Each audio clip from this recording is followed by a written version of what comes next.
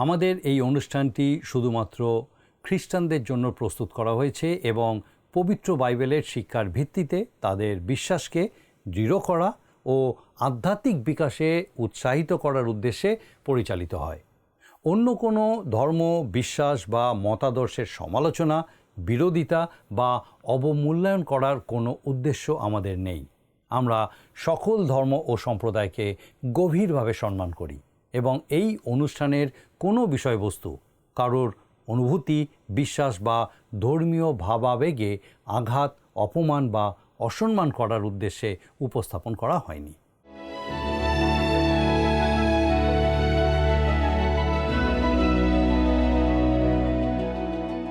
নমস্কার প্রিয় বন্ধু, জীবনবাণীর আরও একটি নতুন পর্বে আপনাকে স্বাগত জানাই। আশা করি ঈশ্বরের অনুগ্রহে আপনি ভালো আছেন।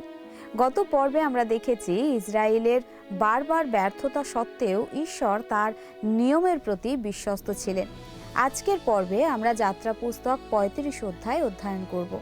তাহলে চলুন আজকের অধ্যয়ন শুরু করা যাক।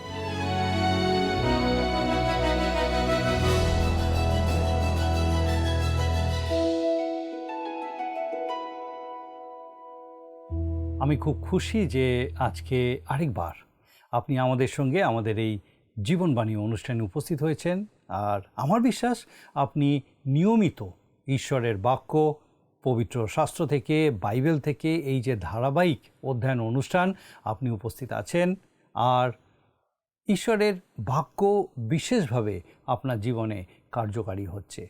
আপনি ঈশ্বরের রব শুনতে সমর্থ হচ্ছেন। আপনার জীবনে যা কিছু আপনি শিখছেন তা ব্যবহার করতে সমর্থ হচ্ছেন। একই সঙ্গে আপনাকে অনেক ধন্যবাদ যে আপনি আমাদেরকে জানাচ্ছেন এই অনুষ্ঠান আপনার কীরকম লাগছে, কিভাবে এই অনুষ্ঠানের মধ্যে দিয়ে আপনি ঈশ্বরের আশীর্বাদ লাভ করছেন। বেশ কিছুদিন ধরে আমরা যাত্রা পুস্তক থেকে আলোচনা করছি।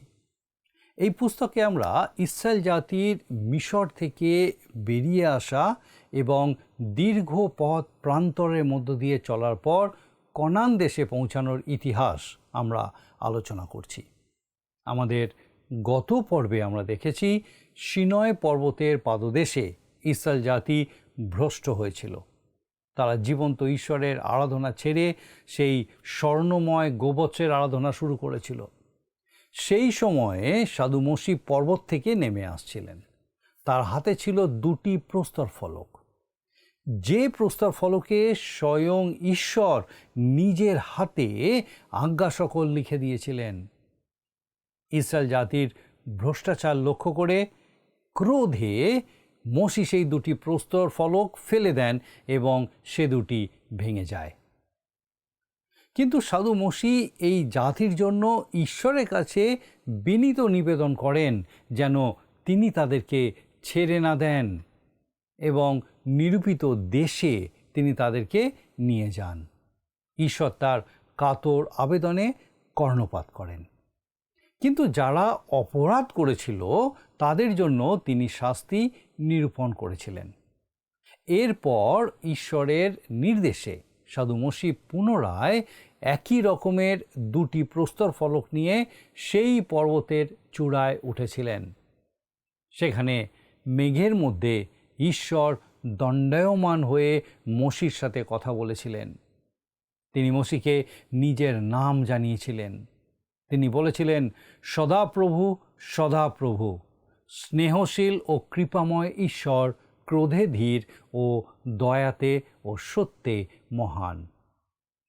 এরপর তিনি মসিকে যে সমস্ত আজ্ঞা দিয়েছিলেন আজ আমরা সেইগুলো নিয়ে আলোচনা করব। আসুন আমরা পাঠ করব 10 পদ, যাত্রা পুস্তক 34 অধ্যায় 10 পদ। তখন তিনি কহিলেন, দেখো, আমি এক নিয়ম করি, সমস্ত পৃথিবীতে ও যাবতীয় জাতির মধ্যে যাদৃশ্য কখনো করা হয় নাই, এমন আশ্চর্য আশ্চর্য কার্য আমি তোমার সমস্ত লোকের সাক্ষাতে করিব। তাহাতে যে সকল লোকের মধ্যে তুমি আছো তাহারা সদাপ্রভুর কার্য দেখিবে, কেননা তোমার নিকটে যাহা করিব তাহা ভয়ঙ্কর। ঈশ্বর বলছেন তিনি যে সমস্ত আশ্চর্য কাজ করবেন সেগুলো ভয়ঙ্কর। এখানে ভয়ঙ্কর শব্দটার অর্থ একটু আলাদা। আমরা সাধারণত যে অর্থে এই শব্দটা ব্যবহার করি এখানে ঠিক সেই অর্থে কিন্তু ব্যবহার করা হয়নি। ভয়ঙ্কর বলতে এখানে বোঝানো হয়েছে আতঙ্ক বা ত্রাস সৃষ্টিকারী। এটা ঈশ্বরের রক্ষাকারী ঢালের মতো। তিনি তার লোকেদের চারিদিকে এই ঢাল দিয়ে রক্ষা করেন। তিনি যদি তা না করতেন তাহলে শত্রুরা তাদেরকে গ্রাস করে ফেলত। আসুন দেখি তাদের সম্বন্ধে ঈশ্বর কি বলছেন। আমরা 11 পদ পাঠ করি। অদ্য আমি তোমাকে যাহা আজ্ঞা করি তাহাতে মনোযোগ করো। দেখো, আমি ইমোরীয়, কনানীয়, হিত্তীয়, পরিসীয়, হিব্বীয় ও জিবুসীয়কে তোমার সম্মুখ হইতে খেদাইয়া দিব। তিনি বলছেন যে তাদের সামনে থেকে সমস্ত শত্রুকে তিনি সরিয়ে দেবেন। আর এই নিয়ে তৃতীয়বার তিনি এই কথা বললেন। তাদের বিষয়ে 12 পদে তিনি একটা সাবধানবাণী দিয়েছেন। যাত্রা পুস্তক 34 অধ্যায় তার 12 পদে আমরা দেখি লেখা আছে, সাবধান, যে দেশে তুমি যাইতেছ সেই দেশ নিবাসীদের সহিত নিয়ম স্থির করিও না, পাছে তাহা তোমার মধ্যবর্তী ফাঁদস্বরূপ হয়। ঈশ্বর তাদের সাবধান করে বলছেন তারা যেন সেই দেশের মানুষদের সাথে কোনো রকম চুক্তি না করে। যিহোশূয়ার পুস্তকে আমরা দেখতে পাই গিবিয়নীয়রা যিহোশূয়ার কাছে এসে ইসরায়েলীয়দের ফাঁদে ফেলতে চেয়েছিল। তারা তাদের সঙ্গে পুরনো ছাতা পড়া রুটি নিয়ে এসেছিল, এমনকি তারা পুরনো বস্ত্র, পুরনো জুতো পরে এসেছিল, যেন যিহোশূয়াকে বুঝাতে পারে যে তারা অনেক দূর দেশ থেকে এসেছে। কিন্তু প্রশ্ন হলো, কেন ঈশ্বর তাদেরকে কনান দেশের অধিবাসীদের সাথে কোনো রকম চুক্তি করতে বারণ করেছিলেন?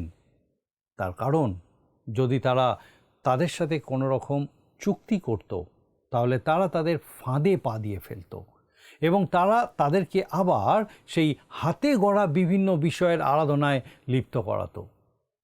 এরপরে আমরা 34 অধ্যায়, যাত্রা পুস্তক 34 অধ্যায় আসুন 14 পদটা পাঠ করি। তুমি অন্য দেবতার কাছে প্রণিপাত করিও না, কেননা সদাপ্রভু সগৌরব রক্ষণে উদ্যোগী নাম ধারণ করেন। তিনি সগৌরব রক্ষণে উদ্যোগী ঈশ্বর। সদাপ্রভু সগৌরব রক্ষণে উদ্যোগী ঈশ্বর। ইংরাজিতে এটাকে বলা হয়েছে জেলাস, অর্থাৎ ঈর্ষাপরায়ণ। কিন্তু আসলে ঈশ্বর তার সম্মান এবং তার গৌরব অন্য কোনো ভ্রান্ত দেবদেবীর সাথে ভাগ করতে রাজি নন। তার এই চরিত্রের জন্য তিনি কখনো দুঃখিত বা অনুতপ্ত নন। একটি স্ত্রী একবার বলেছিলেন যে তার স্বামী তাকে নিয়ে ঈর্ষান্বিত নন, আর এই জন্য তিনি বেশ অহংকার করছিলেন। কিন্তু আমার মনে হয় যদি কোনো স্বামী তার স্ত্রীর জন্য ঈর্ষান্বিত না হন, তার অর্থ সেই স্বামী তাকে ভালোবাসে না। আপনি যাকে ভালোবাসেন বা যদি কোনো কিছুকে ভালোবাসেন, তবে তাকে নিয়ে আপনার মনে ঈর্ষা কাজ করবেই। সেটা আপনি অন্য কারোর সাথে খুশি মনে ভাগ করতে চাইবেন না। ঈর্ষা শব্দটার আরেকটা মন্দ অর্থ আছে। সেক্ষেত্রে আপনি অন্যের প্রতি ঈর্ষান্বিত হতে পারেন, অর্থাৎ আপনি তার ভালো কিছু সহ্য করতে পারেন না। এখানে কিন্তু সেই অর্থে ঈর্ষা শব্দটাকে ব্যবহার করা হচ্ছে না। যখন আপনি কাউকে ভালোবাসেন তখন তার প্রতি আপনার উদ্বেগ ও চিন্তা থাকে, আপনি তার বিষয়ে ভাবেন। যাই হোক, সদাপ্রভু নিজ গৌরব রক্ষা করতে সর্বদা প্রস্তুত। আসুন এখন আমরা যাত্রা পুস্তক 34 অধ্যায় 15 থেকে 17 পদ পর্যন্ত পাঠ করি। কি জানি তুমি তদ্দেশ নিবাসী লোকদের সহিত নিয়ম করিলে যে সময় তাহারা নিজ দেবগণের অনুগমনে ব্যভিচার করে ও নিজ দেবগণের কাছে বলিদান করে, সে সময় কেহ তোমাকে ডাকিলে তুমি তাহার বলিদ্রব্য খাইবে, কিংবা তুমি আপন পুত্রদের জন্য তাহাদের কন্যাগণকে গ্রহণ করিলে তাহাদের কন্যারা নিজ দেবতাদের অনুগমনে ব্যভিচার করিয়া তোমার পুত্রদিগকে আপনার দেবগণের অনুগামী করিয়া ব্যভিচার করাইবে। তুমি আপনার নিমিত্তে ছাঁচে ঢালা কোনো দেবতা নির্মাণ করিও না। কনান দেশ বিভিন্ন প্রকার আরাধ্য দেবদেবীর প্রতিকৃতিতে ভরা ছিল। সেই দেশের লোকেরা চরম অনৈতিক জীবনযাপন করত। ঈশ্বর ইসরায়েল সন্তানদেরকে বারবার সাবধান করে দিচ্ছেন তারা যেন সম্পূর্ণ পৃথক জীবনযাপন করে, তাদের সাথে যেন কোনোভাবেই মিলেমিশে না যায়, তাদের সাথে যেন কোনো রকম সম্পর্ক স্থাপন না করে। ঈশ্বর চেয়েছিলেন তারা যেন সেই দেশের লোকদের হয় তাড়িয়ে দেবে অথবা ধ্বংস করবে। এই বিষয়ে সমালোচকেরা যুগ যুগ ধরে সমালোচনা করে এসেছে, কিন্তু এই চরম ব্যবস্থার পিছনে কি যুক্তি ছিল সেটা তারা কখনো খুঁজে দেখার চেষ্টা করেনি। প্রাথমিক কারণ ছিল ঈশ্বর চেয়েছিলেন তার লোকেরা তাদের হাতে গড়া বিভিন্ন বিষয়ের আরাধনার বিভীষিকা থেকে যেন রক্ষা পায়। তবে এছাড়াও অন্য কারণ ছিল। এখন আমরা জানতে পেরেছি যে সেই সময় কনান দেশে যৌন রোগ মহামারীর মতো ছড়িয়ে পড়েছিল। ঈশ্বর চেয়েছিলেন ইসরায়েল জাতিকে সেই ভয়ঙ্কর রোগের প্রকোপ থেকে রক্ষা করতে, কিন্তু তারা ঈশ্বরের অবাধ্য হয়েছিল। তারা সেই দেশ থেকে কনানীয়দের সম্পূর্ণরূপে মুছে ফেলেনি, আর এর ফল তাদেরকে ভোগ করতে হয়েছিল। অবশেষে এই অবাধ্য এবং দুর্নীতিগ্রস্ত ইসরায়েল জাতিকে ঈশ্বর ব্যাবিলনে বন্দি দশায় পাঠিয়ে দিয়েছিলেন। এবারে আমরা দেখব দ্বিতীয় বিষয়, যাত্রা পুস্তক 34 অধ্যায়। আসুন আমরা 18 পদ পাঠ করি। তুমি তারিশূন্য রুটির উৎসব পালন করিবে। আবিব মাসে যে নিরূপিত সময় যেরূপ করিতে তোমাকে আজ্ঞা করিয়াছি সেই রূপে তুমি সেই 7 দিন তারিশূন্য রুটি খাইবে, কেননা সেই আবিব মাসে তুমি মিশর দেশ হইতে বাহির হইয়া আসিয়াছিলে। বিভিন্ন উৎসব পালন এবং বিশ্রাম দিন পুনঃস্থাপনের মাধ্যমে ঈশ্বর ইসরায়েল জাতিকে নিরূপিত দেশে প্রবেশের জন্য প্রস্তুত করছেন। যাত্রা পুস্তক 34 অধ্যায় 23 পদে আমরা দেখি লেখা আছে, বৎসরের মধ্যে 3 বার তোমাদের সমস্ত পুরুষ লোক ইসরায়েলের ঈশ্বর সদাপ্রভুর সাক্ষাতে উপস্থিত হইবে। বিভিন্ন বিষয়ে ইসরায়েল সন্তানদের কি করা উচিত এবং কি করা উচিত নয় সেই বিষয়ে ঈশ্বর বিস্তারিতভাবে নির্দেশ দিয়েছেন। যাত্রা পুস্তক 34 অধ্যায় 25 এবং 26 পদে আমরা দেখি লেখা আছে, তুমি আমার বলির রক্ত তাড়িযুক্ত ভোগ্যের সহিত উৎসর্গ করিবে না, ও নিস্তার পর্বীয় উৎসবের বলিদ্রব্য প্রাতঃকাল পর্যন্ত রাখা যাইবে না।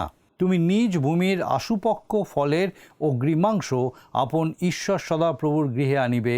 তুমি ছাগ বৎসকে তাহার মাতার দুগ্ধে সিদ্ধ করিবে না। ইসরায়েল সন্তানদের উদ্দেশ্যে বলা হয়েছিল তারা যেন তাদের জীবনের সর্বক্ষেত্রে ঈশ্বরকেই প্রথম স্থান দেয়। এখানে আরেকটা কথা বলা হয়েছে, ছাগ বৎসকে তার মাতার দুগ্ধে সিদ্ধ না করা। এটা একটা অস্বাভাবিক বিষয়, আর এই রকম সমস্ত অস্বাভাবিক বিষয় থেকে ইসরায়েল জাতিকে দূরে থাকতে বলা হয়েছিল। এবারে আমরা পাঠ করব 29 থেকে 35 পদ, যাত্রা পুস্তক 34 অধ্যায় 29 থেকে 35 পদ।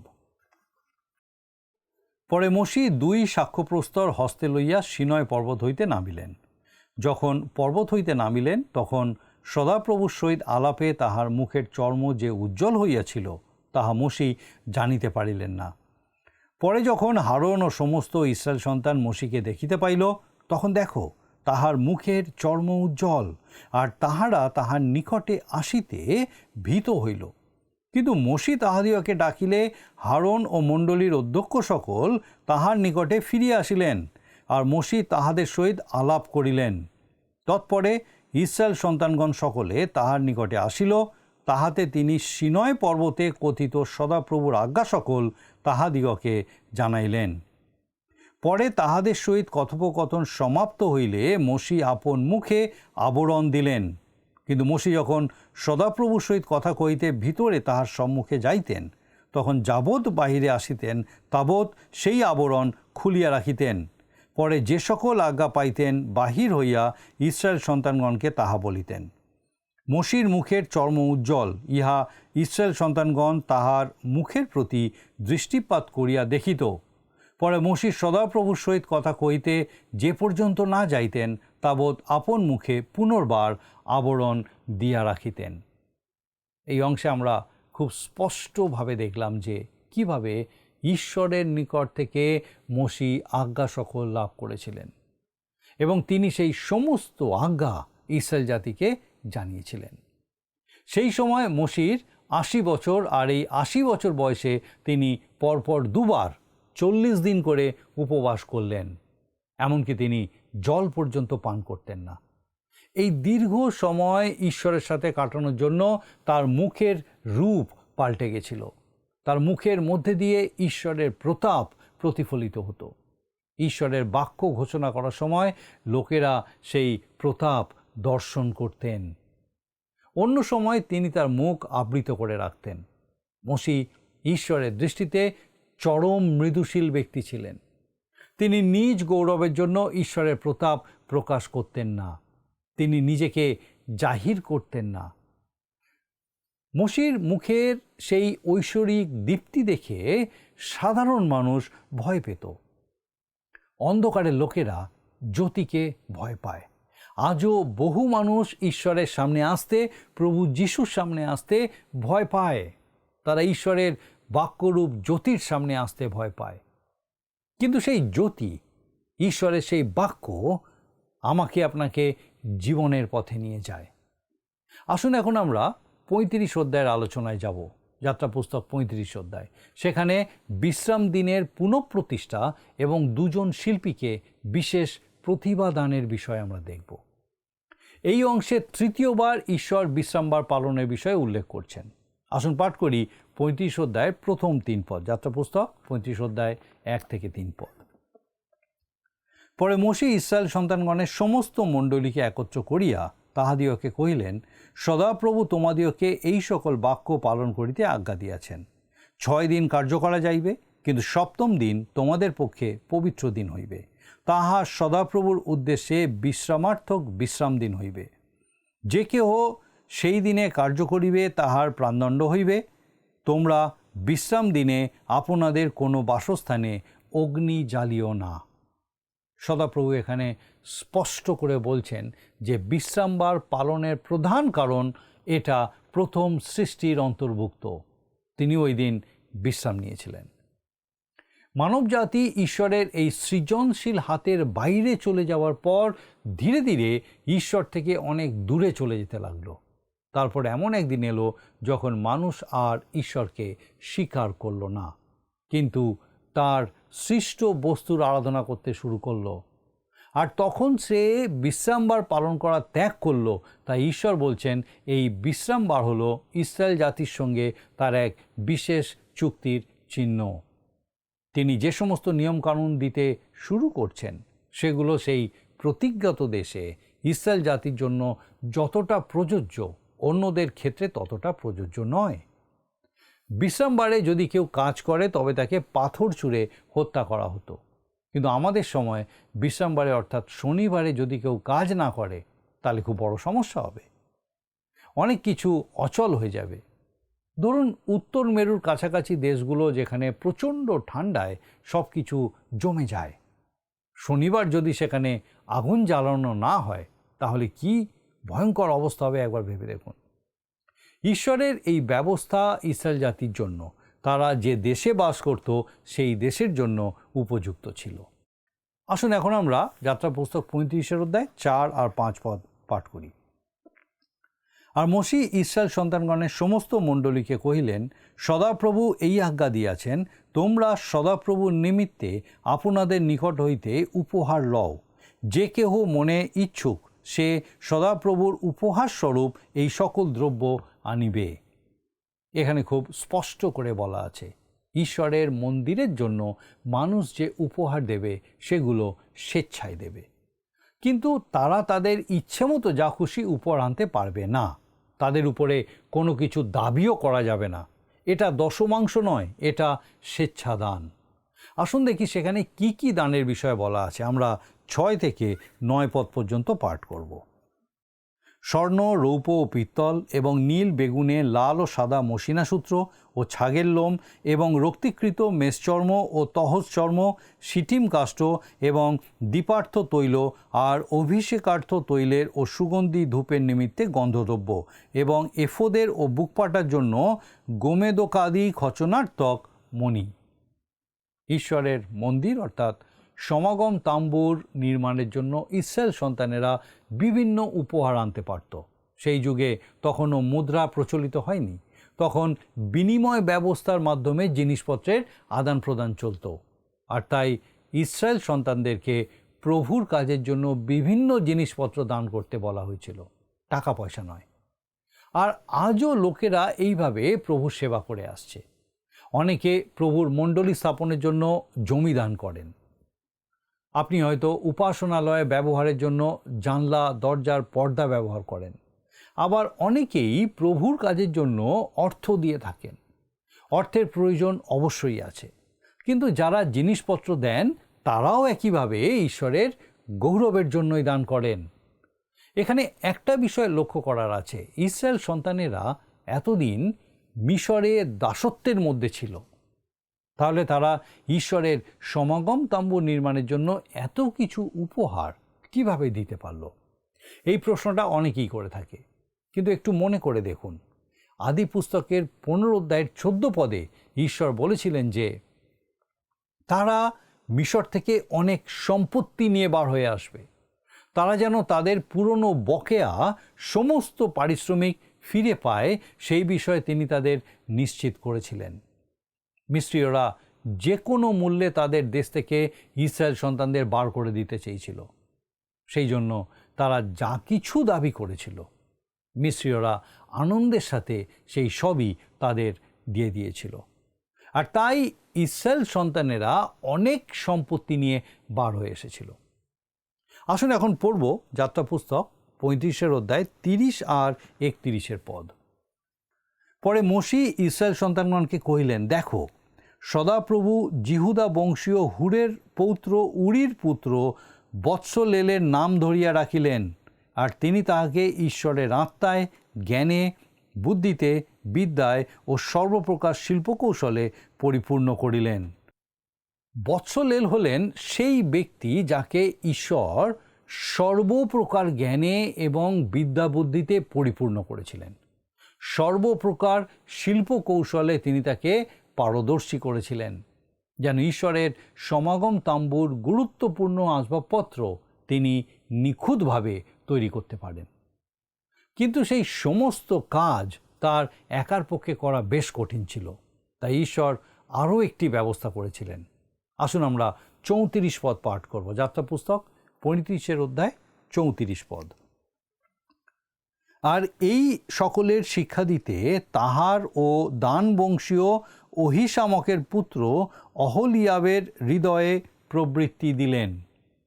ঈশ্বর বৎসলেলকে যে প্রতিভা দিয়েছিলেন, সেই প্রতিভা বৎসলেল যেন অন্যদের মধ্যে ছড়িয়ে দিতে পারেন, সেই ক্ষমতা তিনি বৎসলেলকে দিলেন। এরপরে আমরা 35 পদে দেখি লেখা আছে, তিনি খুদিতে ও শিল্পকর্ম করিতে এবং নীল, বেগুনে, লাল ও সাদা মসিনা সূত্রে সূচিকর্ম করিতে ও তাঁতির কর্ম করিতে, অর্থাৎ যাবতীয় শিল্পকর্ম ও চিত্রকর্ম করিতে তাহাদের হৃদয় বিজ্ঞতায় পরিপূর্ণ করিলেন। এই ঈশ্বরীয় তাম্বু এক অপূর্ব সুন্দর বস্তু। মরুভূমির মাঝে এটা একটা রত্নের মতো ছিল। এটা খুব একটা বড় ছিল না, বিশাল কোনো ইমারত ছিল না, ছোট্ট একটা ঘরের মতো তাম্বু।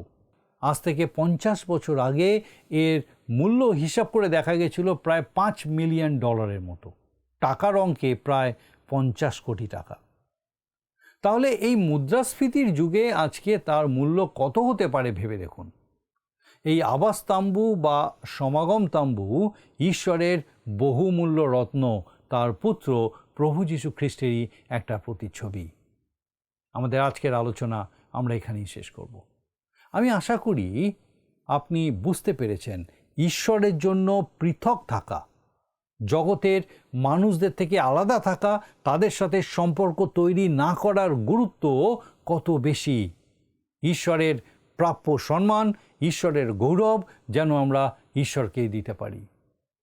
আসুন আমরা নিজেদেরকে একটা প্রশ্ন করে দেখি, আমরা কি সর্বক্ষেত্রে ঈশ্বরকে গৌরবান্বিত করছি, নাকি অনেক সময় জগতের বস্তুকে, জগতের ব্যক্তিকে অথবা নিজেকে গৌরবান্বিত করছি?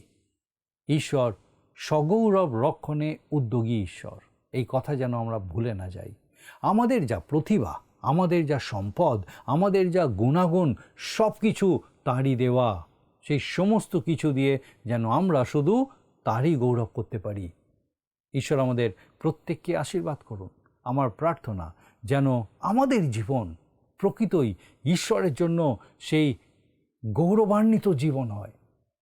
আমাদের জীবনযাপনের মধ্যে দিয়ে প্রকৃতই যেন ঈশ্বর গৌরবান্বিত হন, জাগতিক বিষয় নয়, আমার নিজেকে গৌরবান্বিত করা নয়, কিন্তু যেন ঈশ্বর গৌরবান্বিত হন। আমার বিশ্বাস ঈশ্বরের এই জীবন্ত বাক্যের আলোচনার মধ্যে দিয়ে বিশেষভাবে আরেকবার ঈশ্বর আজকে আপনার সঙ্গে কথা বললেন। আসুন এখন প্রার্থনায় যাবার আমি চাইব আপনি আমার সঙ্গে যোগ দিন। আসুন প্রার্থনা করি। পরম করুণাময় স্বর্গীয় পিতা, প্রভু তোমার ধন্যবাদ স্তুতি করি। তোমার জীবন্ত বাক্য দ্বারা প্রতি মুহূর্তে তুমি আমাদের সচেতন করো, পথ নির্দেশ দাও, দেখতে সাহায্য করো কিভাবে আমরা জীবন পথে এগিয়ে চলব, কিভাবে আমাদের জীবনের মধ্যে দিয়ে তোমারই নাম গৌরবান্বিত, উচ্চকৃত, মহিমান্বিত হবে। ধন্যবাদ দিই তোমার সেই প্রত্যেক ভক্ত সন্তানের সঙ্গে আরেকবার নতুনভাবে তুমি কথা বললে। আমাদের সেই প্রত্যেক দর্শক বন্ধু, তাদের পরিবার পরিজন প্রত্যেককে প্রভু এইভাবেই তোমার পবিত্র আত্মার সুরক্ষায় সুরক্ষিত রাখো। বিশেষ করে প্রার্থনা করি, যদি এমন কেউ এই সময় থাকেন বিশেষ কোনো প্রার্থনায় বিশ্বাসে তোমার প্রতি স্থির হয়ে আছেন, হতে পারে তা আরোগ্যতা, হতে পারে তা কোনো রকম অর্থনৈতিক সমস্যা থেকে বেরিয়ে আসা, হতে পারে কোনো পারিবারিক সমস্যা, হতে পারে কোনো কঠিন পরিস্থিতিতে সম্পূর্ণ আশাহীন নিরাশার মধ্যে জীবনযাপন, স্বর্গীয় পিতা যাই হোক, যে ধরনের সমস্যাই হোক না কেন, যখন তারা তোমার সন্তান রূপে তোমাদের বিশ্বাসে স্থির হয়েছে যে প্রভু তুমি তাদের রক্ষা করতে পারো, উদ্ধার করতে পারো, বহন করতে পারো, এই বিশ্বাসে তুমি তাদেরকে স্থির হতে সাহায্য করো এবং উপলব্ধি করতে দাও যে প্রভু তুমি তাদের ছেড়ে দাওনি, তুমি তাদের ধরে রেখেছো এবং তোমার অনুগ্রহে তাদের সেই প্রার্থনার উত্তর পেয়ে তুমি তাদেরকে তোমার গৌরব করতে সাহায্য করো। প্রভু তুমি কৃপা করো। আমাদের প্রত্যেক দর্শক বন্ধু, তাদের পরিবার পরিজন প্রত্যেককে তোমার পবিত্র আত্মার পরাক্রমে সুরক্ষিত রাখো। সমস্ত মন্দতা থেকে, অধার্মিকতা থেকে রক্ষা করো, তাদের সকল ভার নাও। তোমার যিশু নামে ভিক্ষা দয়া করে শ্রবণ গ্রহণ করো। আমেন।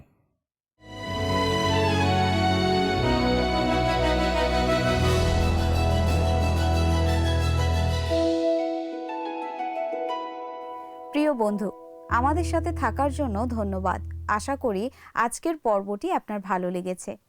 আজ আমরা শিখলাম ইসরায়েলের ব্যর্থতা সত্ত্বেও ঈশ্বর দয়া ও অনুকম্পার সাথে তার নিয়ম পুনর্নবীকরণ করেছেন।